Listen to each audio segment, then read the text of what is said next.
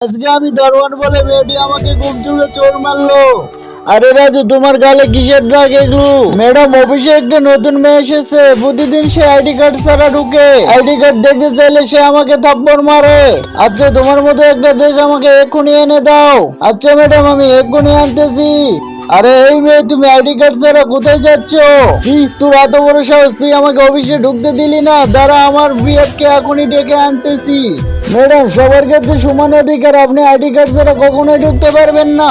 দাঁড়া, এক্ষুনি আমার বিএফ কে ফোন দিতেছি। বাবু, তোমার অফিসের এক দারোয়ান আমাকে ঢুকতে দিচ্ছে না ভিতরে। দাঁড়া, এক্ষুনি আমার বিএফ আসতেছে, আজকে তোর চাকরি যাবে। বাবু, তুমি আছো? এই দারোয়ানটি আমাকে ঢুকতে দেয়নি। আরে ম্যাডাম, আপনি এখানে? আমাদের ক্ষমা করে দিন ম্যাডাম, আর কখনো এগুলো হবে না। আপনি যদি আল্লাহকে ভালোবেসে থাকেন, চ্যানেলটি অবশ্যই সাবস্ক্রাইব করবেন। আজকে আমি দরওয়ান বলে মেয়েটি আমাকে ঘুম চুলে চোর মারলো। আরে রাজু, তোমার গালে কিসের দাগ এগুলো? ম্যাডাম, অফিসে একটা নতুন মেয়ে এসেছে, প্রতিদিন সে আইডি কার্ড ছাড়া ঢুকে। আইডি কার্ড দেখতে চাইলে সে আমাকে থাপ্পড় মারে।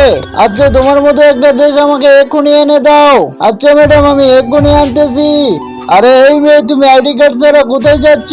কি তোর এত বড় সাহস, তুই আমাকে অফিসে ঢুকতে দিলি না? দাঁড়া, আমার বিএফ কে এখনই ডেকে আনতেছি।